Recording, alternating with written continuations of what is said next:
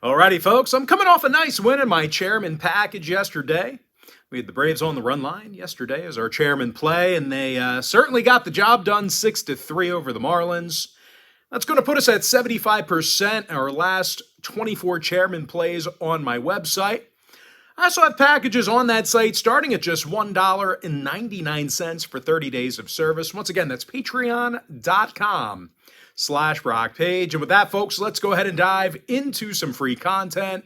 For Monday, July 3rd, 2023, we're going to start off with the Astros at the Rangers, 2:05 Eastern first pitch. Texas is minus $1.25, totals 9.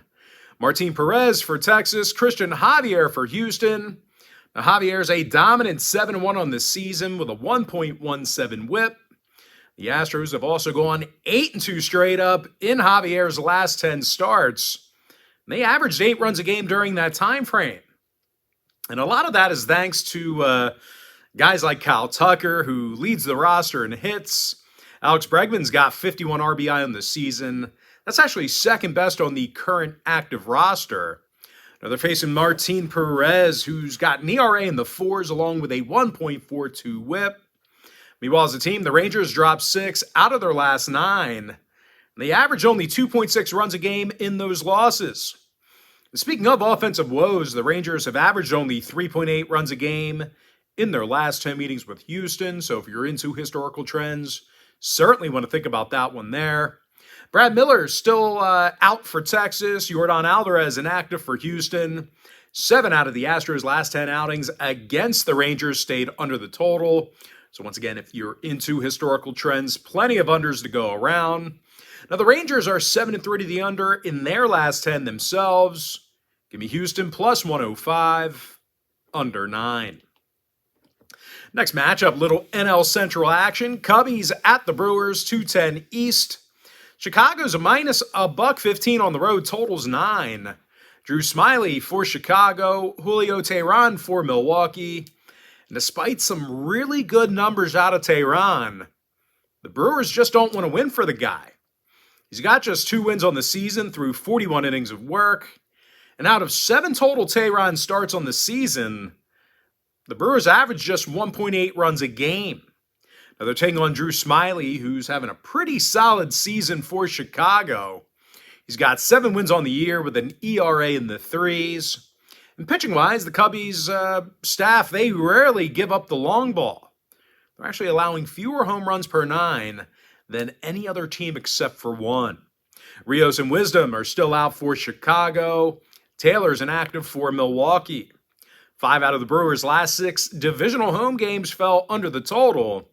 Meanwhile, Chicago saw 3 out of their last 4 away from Wrigley stay under the line. Give me the Cubs minus $1.15, under 9 runs. Next contest, Reds Nats, 6:05 East. Cincinnati's minus $1.20 on the road, totals 10 runs. Luke Weaver for the Reds, Jake Irvin for Washington. Now, Irvin's got just 1 win on the season with an ERA in the 6s.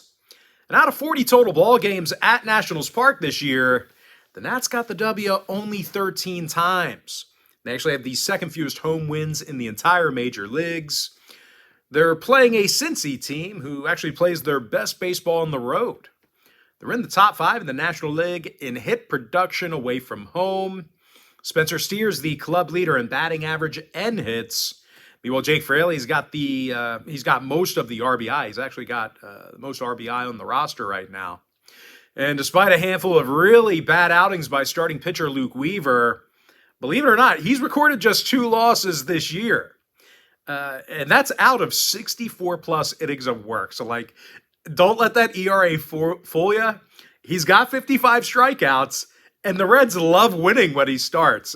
Since he got the W in their last 6 straight Luke Weaver starts. I don't know what it is. He's not dynamic, but the Reds must really love him because they win for the guy. Now, Robles and Pineda are still out for Washington. And when it comes to the total, since he saw their last 5 straight Luke Weaver starts get over the total, obviously, because they got to outscore the other guys. Meanwhile, 7 out of Cincy's last 10 at any location got over the total as well. Meanwhile, Washington went 60% to the over in their last 10 themselves. Give me the Reds minus a $1.20 over 10. Next contest, Cards, Marlins, 6:40 p.m. East. Miami's minus a $1.30 at home, totals 8 runs. Braxton Garrett for Miami, Miles Mikolas for St. Louis. Now, Mikolas has a losing record on this season with an ERA of 4.44. He's also got a lackluster 1.38 whip. Now, the Cards have taken the loss in their last 5 straight Mikolas starts. They're facing a Miami team on the other side who's got the best hitter in the game right now in Luis Arias. The second baseman's hitting a league best 389 at the dish. That batting average always teetering in the high 300s, low 400s. Guy's always on base. Now, Jorge Soler is 5th in the big leagues in home runs. And even if the Marlins struggle with Mikolas at the plate, they've got a good one on the mound in Braxton Garrett. The lefty's recorded only 2 losses through 81-plus innings. Garrett's also 8 strikeouts shy of the century mark already. He has a 1.13 whip. Now, 3 out of Miami's last 4 at Lone Depot Park fell under the total. They're also 60% to the under in their last 10 at any location. 6 out of the Cardinals' last 10 outings stayed under the total as well. Give me Miami minus a $1.30, under 8. With that, folks, we're going to jump into our next and final breakdown for Part 1. Be on the lookout for Part 2 in the next hour or so. But that's going to be between the Yanks and the O's. It's actually the Orioles at the Yankees, 7:05 in the Bronx. New York's minus a $1.20 at home, totals 8.5. Domingo Germán, Mr. Perfect for New York. Tyler Wells for Baltimore. And even though Germán's coming off a perfect game for New York, I think Baltimore's Tyler Wells has a more consistent body of work this season over the long term. More consistency. The righty's got 95 strikeouts on the year with a stingy .88 whip. The O's have also been fairly consistent in the box. They're a top 10 run producing team. Austin Hayes leads the club in batting average and hits. Anthony Santander, he's the team leader in runs batted in. And like I said, they're taking on Domingo Germán on the mound, who, he had a historical start in his last outing, but he still has a 4.54 ERA despite throwing a perfect game. The righty also has a handful of losses, and he does not have a winning record on the season. And even if Germán is nearly perfect again today, he's probably not going to get the run support he needs. The Yankees average just 7.1 hits a game on their own diamond. That's nearly dead last in the league. Judge, Allen, and Peraza still out for the Pinstripers. McCann and Mountcastle inactive for Baltimore. The O's saw 9 out of their last 11 divisional road games get over the total. Meanwhile, the Yankees saw their last 3 straight Germán starts get over. 6-2 to the over in their last 8 in that same category. Give me Baltimore plus $1 over 8.5. And with that, folks, now it's time for our quick pick recap. Give me the Astros plus 105 under 9 runs. Chicago Cubs minus a $1.15 under 9. Cincinnati minus a $1.20 over 10.